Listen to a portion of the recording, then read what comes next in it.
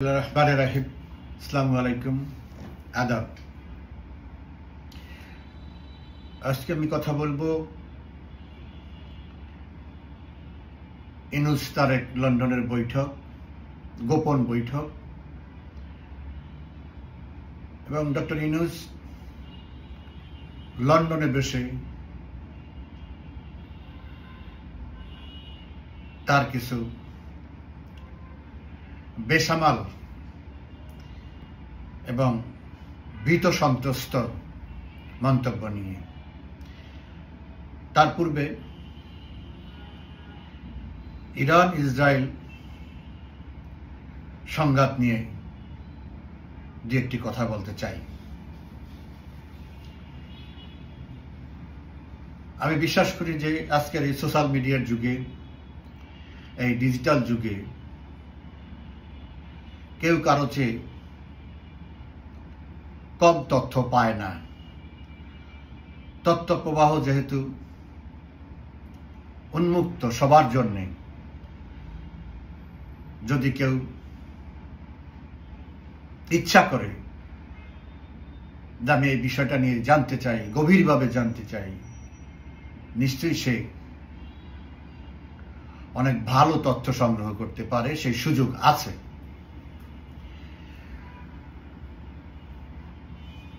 তবে আমার মতো অল্প বিদ্যা, অল্প জ্ঞানের মানুষরা যে কোনো তথ্য পেলে বা যা কিছু দেখি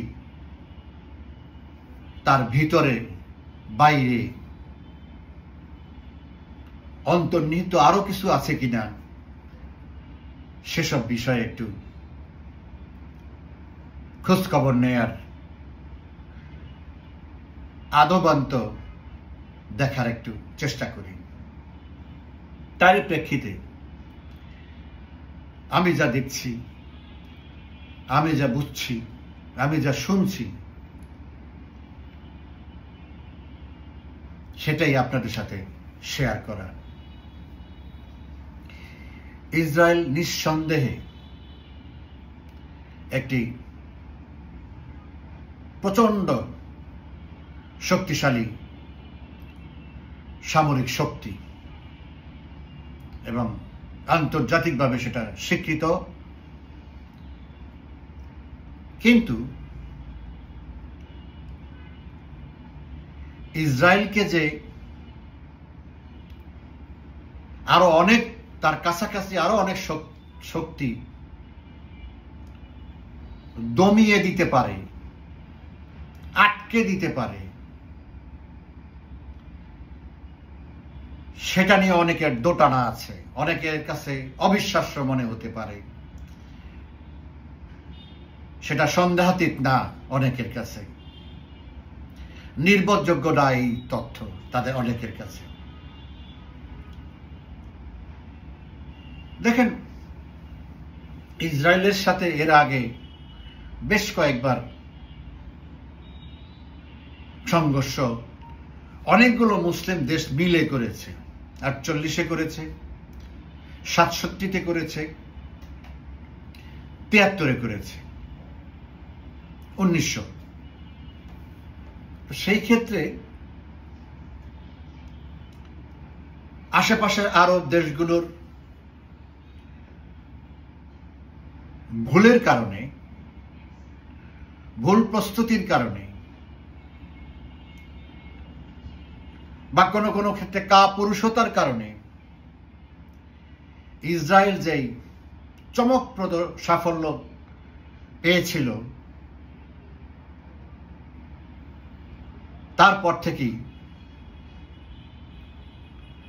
জোটবদ্ধভাবে আরব দেশগুলো ইসরায়েলকে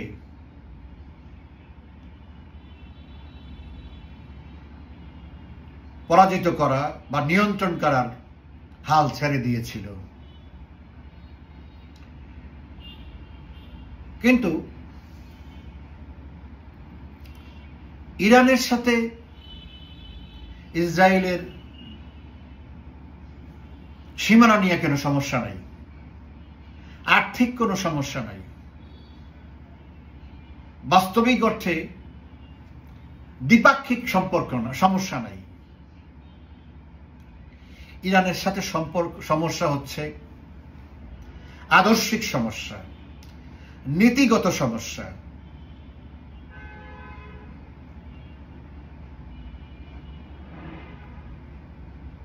ন্যায় নীতির সমস্যা। ইরানের কোনো প্রয়োজন ছিল না আরো কয়েকটা দেশ ডিম দিয়ে ইসরায়েলের সাথে এরকম পর্যায়ে ঝামেলা তৈরি করার। সৌদি আরব, আমিরাত,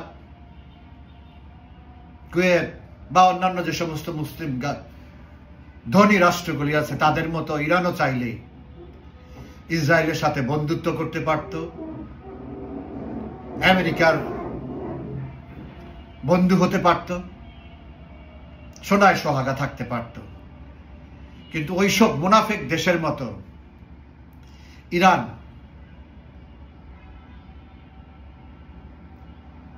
নৈতিকভাবে সেটা গ্রহণ করেনি। ইরানের সমস্যা তো এক জায়গায়, ইরানের বিরোধ তো এক জায়গায়, সেটা হলো প্যালেস্টাইন, যেখানে ইসরায়েল নামের কোনো দেশ ছিল না একটা সময়ে। সেখানে ইসরায়েল পুরো প্যালেস্টাইনকে দখল করে আজকে প্যালেস্টাইনকে ছোট্ট একটা জায়গায় নিয়ে গেছে এবং সেখান থেকেও উৎখাত করার জন্য চলছে। গাজার এই 23 লক্ষ মানুষকে অন্য দেশে পাঠিয়ে দেওয়ার জন্য আমেরিকা, ইসরায়েল আজকে নতুন করে ষড়যন্ত্র শুরু করেছে। একটা জোরদার মুল্লুকতার অবস্থা প্রতিষ্ঠিত করেছে। এখানে ইরানের সাথে সমস্যা। কিন্তু বারবার গত কয়েক বছরে বারবার ইরান সাফল্য দেখিয়েছে, সাহসিকতা দেখিয়েছে। তারপরেও আমাদের এই একটা হলো অর্থনৈতিক শক্তিশালী মুসলিম দেশ, আরব দেশ, আরেকটা হলো সামরিকভাবে তুলনামূলক শক্তিশালী আরো মুসলিম দুইটা দেশ, যেমন টার্কি, ইজিপ্ট। এদিকে অর্থনৈতিকভাবে শক্তিশালী দেশ তো বললামই, জিসিসির যে দেশগুলো, কুয়েত, সৌদি আরব, আমিরাত, আরব আমিরাত, বাহরাইন, ওমান, কাতার। এরা যদি সিদ্ধান্ত নেয়, কোন সিদ্ধান্ত নিলেই হয় যে 67-এর বর্ডারে যা ছিল ইসরায়েল, যে প্যালেস্টাইন, সেখানে চলে যেতে হবে। যে 67-এর 6 দিনের যুদ্ধ করে ইসরায়েল যে প্যালেস্টাইনের জায়গা দখল করেছে সেখানে ছেড়ে দিতে হবে।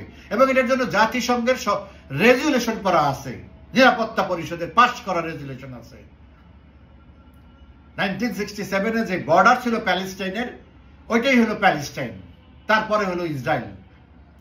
আরো বিতর্ক আছে, সেটা বাদ দিলাম, যে ঠিক আছে এটাই সেটেলমেন্ট হোক।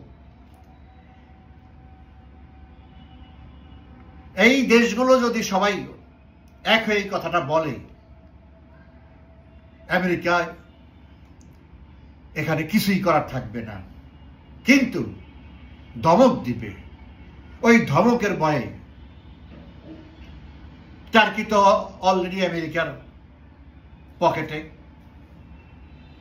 মিশরকে আমেরিকা চালায় টাকা পয়সা দিয়ে, প্রতি বছর $1.5 বিলিয়ন দেয়, তাদের সামরিক সহযোগিতা করে। কিন্তু সেটা সামরিক সহযোগিতা এই না যে যা খুশি তা কিনতে পারবে। যেটা কিনলে ইসরায়েলের ক্ষতি হবে না সেই পর্যন্ত কিনতে পারবে, বাইরে কিনতে পারবে না। আর টার্কি তো ন্যাটোর সদস্য, আমেরিকার দালালি করেই আসতেছে। আর যখন ঝামেলা হয় তখন এরদোগান আছে একটা আরেক মুনাফিক, লিপ সার্ভিস দেয়, এই ইসরায়েলের বিরুদ্ধে 2-4টা কথা বলে দিবে, নেতানিয়াহু বলে দিবে, বাস তারপরে আসে। তলে তলে হইলো ওই রকম আর কি, আমাদের দেশের রাজনীতির মতো। আমার বলতে হয় আসল তো ঠিক আছে। এখন ইরান গত 2 দিনের শুধুমাত্র মিসাইল আক্রমণের মাধ্যমে তাদের যে শক্তিমত্তা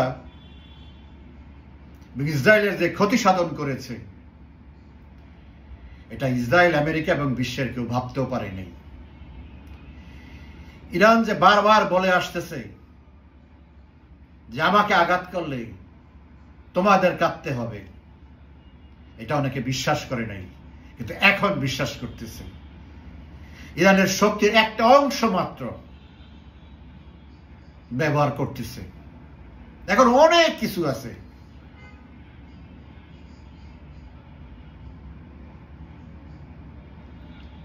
ইসরায়েলের এয়ার পাওয়ার মানে বিমান বাহিনী অনেক শক্তিশালী, এটা সত্য। ইরান তো ওই বিমান বাহিনী শক্তিশালী করার ওই পদ্ধতিতে যায় নাই, ওই কৌশলে যায় নাই।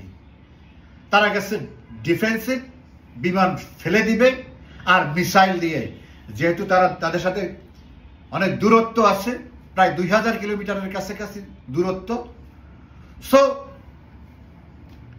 মিসাইলই একমাত্র ঔষধ ইসরায়েলকে শুয়ে দেওয়ার, এবং সেটাই তারা প্রমাণ করেছে। ইসরায়েলের গর্ব ছিল আয়রন ডোম, বিশ্বের অন্যতম সেরা এয়ার ডিফেন্স সিস্টেম। আয়রন ডোম কোনো কাজে লাগি নাই। আয়রন ডোমের ক্যাপাসিটি ইরান হাতে নিয়ে তারপরে তারা মিসাইল তৈরি করেছে, তাকে বাইপাস করা যায়, তাকে অ্যাভয়েড করা যায়। তো সেটা আজকে প্রমাণিত। আর ইরানের যে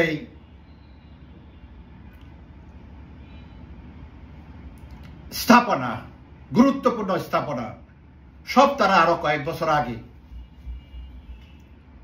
মাটির নিচে নিয়ে গেছে। মাটির নিচে মানে এই সেই নিচে না, ইরানের কাছে তথ্য আছে আমেরিকার যে বাংকার ব্লাস্টার বোম তারা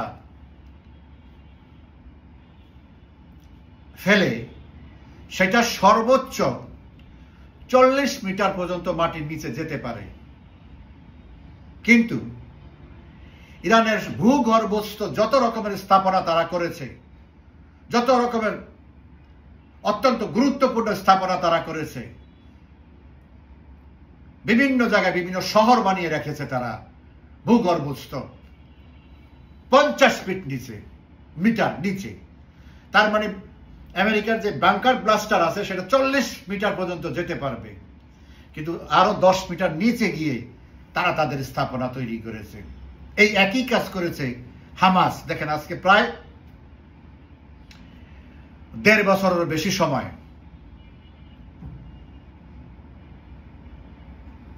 ইসরায়েলের মতো এত বড় শক্তির সাথে হামাসের মতো একটা,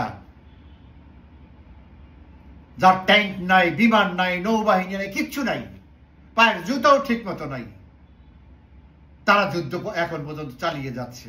কেন? গাজার নিচে আরেকটা শহর তারা তৈরি করেছে, তাও সেই 50 মিটার নিচে। ওরা যতই বোম ফালাক ওই 10 মিটার উপরে বোম পর্যন্ত যায়, তার নিচে যায় না। সো তাদের ওই যে টানেল সিটি, টানেল নেটওয়ার্ক, পুরো গাজার নিচে মাকড়সার জালের মতো টানেল নেটওয়ার্ক, সেখানে তারা ইসরায়েল এখনো ঢুকতে পারে নাই। যে এই প্রায় 20 মাস পরেও, 19 মাস পরেও এখনো যে হামাসের সাথে তদবির করতেছে, নেগোসিয়েশন করতেছে, জিম্মি মুক্তি করার জন্য চুক্তি করতেছে, যুদ্ধবিরতির জন্য। কেন? আমি তখনই যুদ্ধবিরতির জন্য যাব যখন আমি দেখব যে আমি আমার শত্রুপক্ষে পরাজিত করতে পারতেছি না, আমারও আর যুদ্ধে চালাইয়া যাওয়ার সঠিক হচ্ছে না, তখনই যুদ্ধবিরতির জন্য চাপাচাপি করা। তো এখন আপনারা জানেন যে প্রতিদিনই কাতারে বা মিশরে যুদ্ধবিরতির জন্য আমেরিকা সরাসরি এখন আলোচনা করতেছে হামাসের সাথে। তো হামাসের মতো ইসরায়েলের পেটের মধ্যে, ইসরায়েলের কামানের গোলার আওতায়, ট্যাঙ্কের আওতায়, আরো অনেক গুরুত্বপূর্ণ অস্ত্র শস্ত্রের আওতায় হামাসকেই তারা এখন পর্যন্ত 19-20 মাসে নিয়ন্ত্রণে আনতে পারে নাই। সেখানে ইরান তো বহু গুণ শক্তিশালী, তাদের সবই আছে এবং সবকিছুই একমাত্র বিমান বাহিনী ছাড়ার সবই ইসরায়েলের থেকে বেশি শক্তিশালী আগানো। কারণ ইরান যে মিসাইল তৈরি করে এটাকে বলে হাইপারসনিক মিসাইল, যেটা আমেরিকা এখন পর্যন্ত 4 বার চেষ্টা করে বানাতে পারে নাই। এত টেকনোলজিক্যালি সাউন্ড থাকার পরেও 4 বার এই পর্যন্ত টেস্ট করেছে হাইপারসনিক মিসাইল, সফল হয়নি। বাট আরো 3 বছর আগে ইরান রাশিয়ার থেকে টেকনোলজি নিয়ে হাইপারসনিক মিসাইল বানিয়ে ফেলেছে। এই হাইপারসনিকের কারণেই আয়রন ডোম কোনো কাজ করে না। এখানে টেকনিকটা কি? টেকনিকটা হচ্ছে, ডিফারেন্সটা হচ্ছে আয়রন ডোম বা আমেরিকার সবচেয়ে গুরুত্বপূর্ণ এয়ার ডিফেন্স সিস্টেম হচ্ছে প্যাট্রিয়ট এবং থার্ড।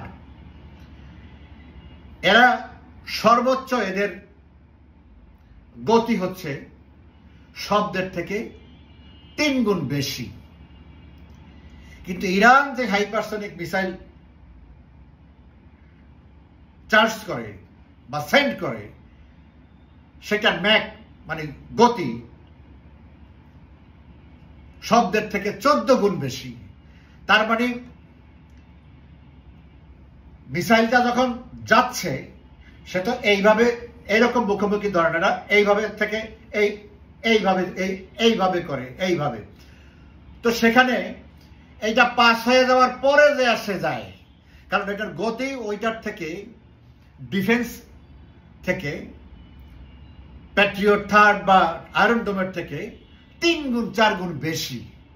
তার মানে এটা চলে যাওয়ার পরে সে ফায়ার করে, তার গতি এত স্লো এটার থেকে। দ্যাট ইজ ওয়াই যেখানে সেখানে ইরান চাইলেই এখন ইসরায়েলে ধসিয়ে দিতে পারে। ইসরায়েলের ডিফেন্স মিনিস্ট্রি হিট করেছে সবচেয়ে গুরুত্বপূর্ণ জায়গা, এয়ারপোর্টে তছনছ করে দিয়েছে, সিপোর্ট তছনছ। গতকালকে হাইফাকে বসিয়ে দিয়েছে, হাইফা ওদের বন্দর নগরী শেষ। তো যাই হোক, আমার কথা হচ্ছে আজকে ইরান যে সাহসিকতা, শুধু না যে দক্ষতা, এরকম একটা দানবের বিপক্ষে যে শক্তিমত্তা দেখিয়েছে, অতীতে ভুল হলেও আমি মনে করি যে মুসলিম দেশগুলির উচিত, আরব দেশগুলির উচিত ইরানকে নিয়ে ইসরায়েল বিরোধী একটি শক্ত অবস্থান তৈরি করা। তা যদি না করে এই ইসরায়েল এই আরব দেশকে তার পদদলিত করবে, সবকিছু শেষ করে দিবে। আশা করি আগামী কয়েকদিনের মধ্যেই এই সংঘাত থেমে যাবে, কারণ ইরান যা বলেছে ইরান তা করেছে। যারা বিশ্বাস করে নাই, যাদের আস্থা ছিল না, তারা এখন বিশ্বাস করে এবং তারা এখন ভীত। সো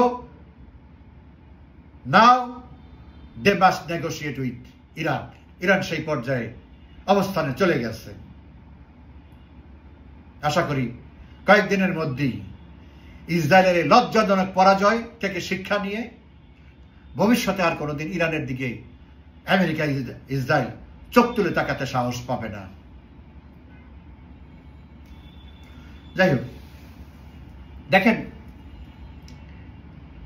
13 তারিখে ইউনূস তারেক একটা বৈঠক করেছে লন্ডনে। বৈঠকে 1.5 ঘন্টা ব্যাপী গোপন মিটিং হয়েছে। কেন গোপন মিটিং হয়েছে? গোপন মিটিং হয়েছে এই জন্যই যে তারা যে আলোচনাগুলো করবে, এই আলোচনাগুলো তৃতীয় আর কেউ যে পক্ষেরই হোক কাউকে তারা বিশ্বাস করে না, কথাগুলো এতই গোপন। আবার টু সাম এক্সটেন্ট তারা একে অপরকেও বিশ্বাস করে না, যার কারণে তৃতীয় একজন রাখে নাই যে সাক্ষী হতে পারবে না ওনারা এই আলোচনা করেছিল, যাতে করে যার যার সুবিধা মতো, যার যার অসুবিধা মতো এই আলোচনার সহমতকে বা ঐক্যকে অস্বীকার করতে পারে। না, আমি তো এরকম কিছু বলি নেই, এরকম কোনো কথা হয় নাই, তো এটা তো সাক্ষী নাই, অথবা আপনি কিভাবে এটা প্রমাণ করবেন? এই জন্য তো ওস্তাদ হলো ডক্টর ইউনূস।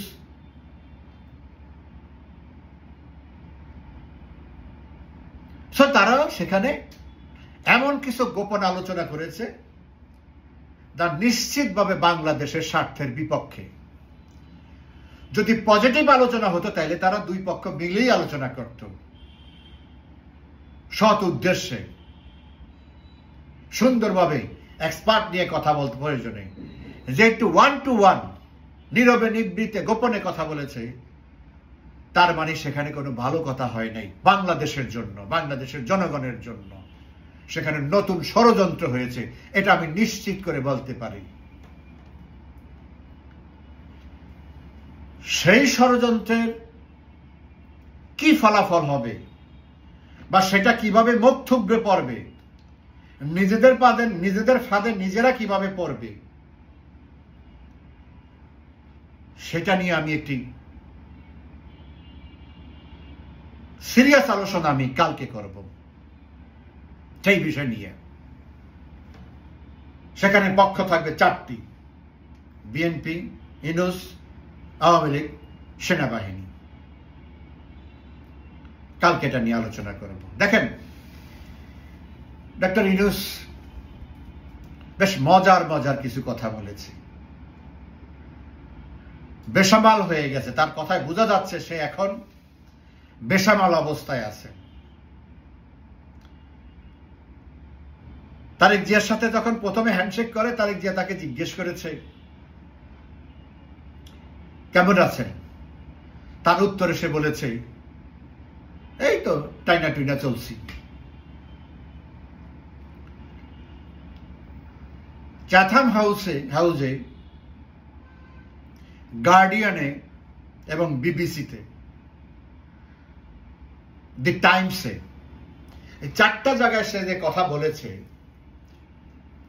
তার মধ্যে চ্যাথাম হাউসে সে বলেছে যে আগে আমাকে আওয়ামী লীগ ঘৃণা করত, এখন সবাই আমাকে ঘৃণা করে। সে বুঝে গেছে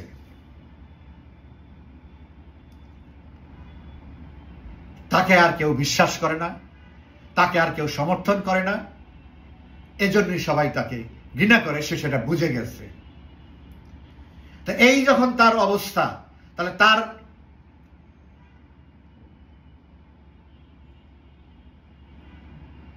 ঘৃণা না, কথাটা ছিল আওয়ামী লীগ আগে আমাকে শত্রু মনে করত, এখন দেশের সবাই আমাকে শত্রু মনে করে। দ্যাট ওয়াজ দি এক্সাক্ট ওয়ার্ডস। তো সবাই যখন তাকে শত্রু মনে করে, তার মানে সে তোপের মুখে আছে, যে কোনো সময় যে কোনো ঘটনা ঘটে যেতে পারে, এই চিন্তা তার মাথার মধ্যে আছে।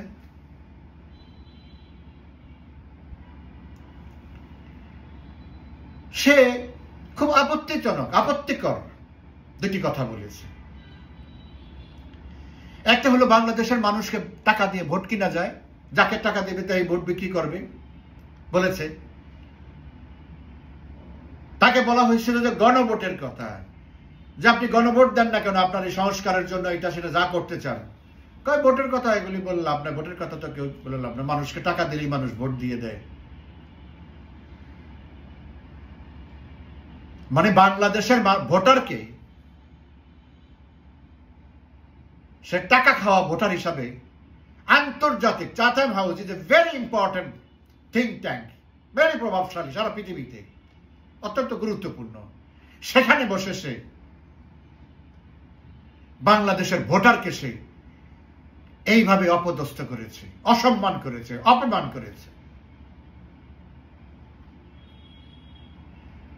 সে পুরো বাংলাদেশকে সে দুর্নীতিবাজ বলেছে, যে সবকিছুর মধ্যে দুর্নীতি, যা কিছু করতে যাবেন সেখানেই দুর্নীতি, ফাইল চলে না দুর্নীতি, পাসপোর্ট চলে না দুর্নীতি, যা দেখবেন ধরবেন সব কথায় দুর্নীতি, পুলিশে দুর্নীতি, মানে সব দুর্নীতিবাজ। উনি একা সাধু। অথচ বাংলাদেশের সবথেকে বড় দুর্নীতিবাজ হলো ডক্টর ইউনূস। এটা আগেও প্রমাণিত হয়েছে, ভবিষ্যতে যে কত নোংরা ভাবে প্রমাণিত হবে। একটা মানুষ সাফল্যের চূড়ায় ওঠার পরে, সেটা যেইভাবেই হোক, যত কৃত্রিম ভাবেই হোক, যত ভুল তথ্যের ভিত্তিতে হোক, হয়েছে, কিন্তু নামতে 1 সেকেন্ডও সময় লাগবে না। এগুলো সব এখন সব বেরিয়ে যাচ্ছে।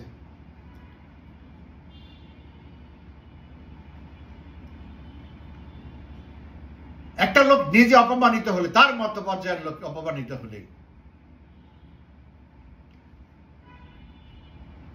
বিবিসি মতো জায়গায় বিবিসি সাংবাদিককে সে সাক্ষাৎকার দিয়ে বলে,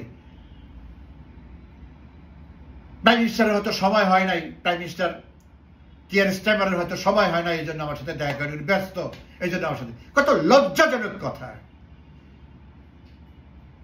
একটা দাবি করা সরকার প্রধান, সে এইভাবে কথা বলে, সে তো জানেই না what is head of the government, what is the weight of এ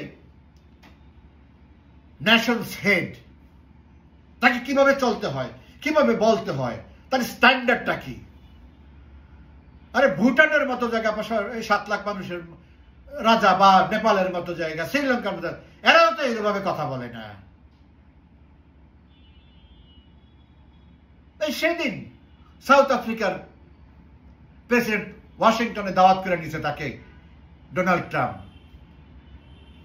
কিন্তু মুখের উপরে কথা বলে দিয়েছে। ট্রাম্পের সামনাসামনি পরিষ্কার বলে দিয়েছে, আমার দেশের স্বার্থ না হলে আমি তোমার সাথে কোনো এগ্রিমেন্টে যাব না।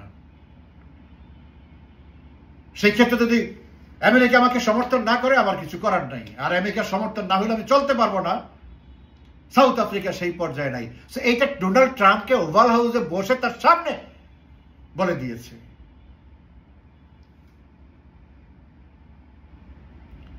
সাউথ আফ্রিকার প্রেসিডেন্ট সিরিল রামাফোসা থেকে তো অনেক বেশি পরিচিত, বিখ্যাত Nobel laureate doctor Yunus.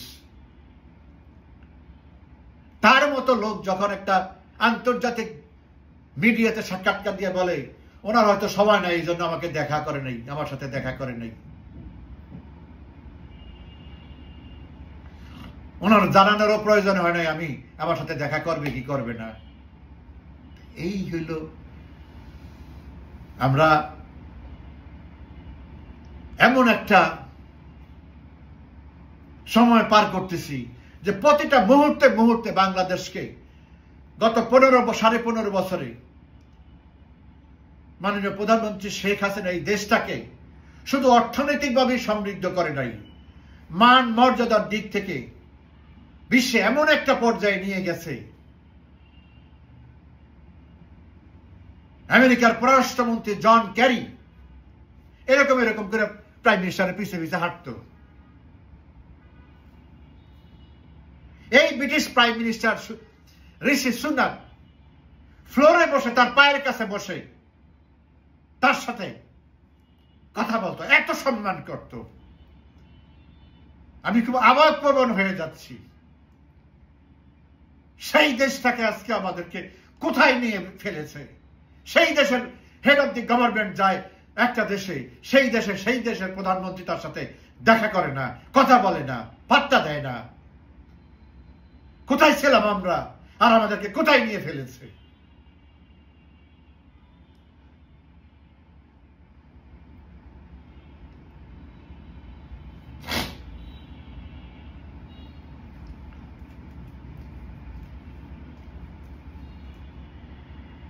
Doctor Yunus যেহেতু মনে করতেছে তাকে সবাই শত্রু মনে করে, অতএব সেও বুঝতেছে তার যাওয়ার সময় হয়ে গেছে, খুব দ্রুত তাকে যেতে হবে। এটা তার তাগিদ।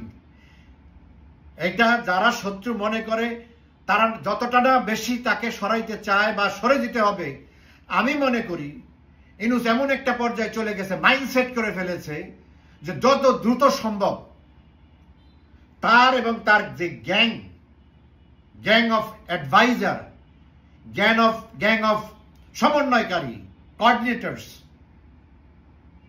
আছে, এদেরকে যত তাড়াতাড়ি সে সেভ করতে পারবে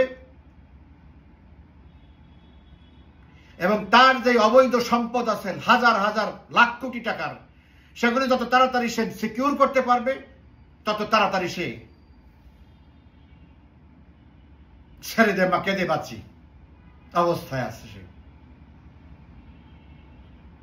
তো তারেক রহমান তাকে নিরাপত্তা দিতে পারবে না। সেই শক্তি, সেই অবস্থান তারেক রহমানের বাংলাদেশে নেই। যত কিছুই মনে করুক, আজকে অনেক বাহাদুরি করতে পারতেছে, মাঠ ঘাট দখল করে অনেক কিছু করতে পারতেছে,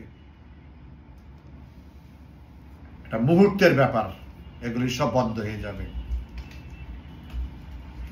এর চেয়ে অনেক শক্তিশালী অবস্থায় 2006 সালে খালেদা জিয়া ছিল, মুহূর্তের মধ্যে তাসের ঘরের মতো ভেঙে গেছে।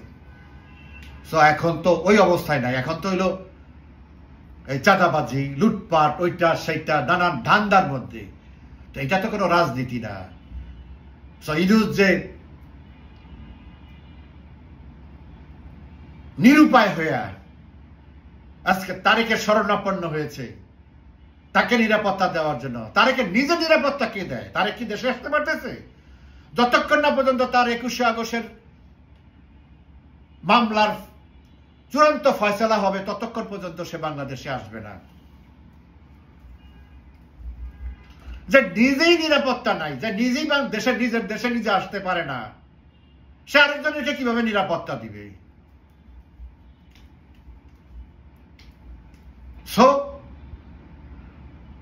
দুই নিরাপত্তাহীন ব্যক্তির গোপন বৈঠকে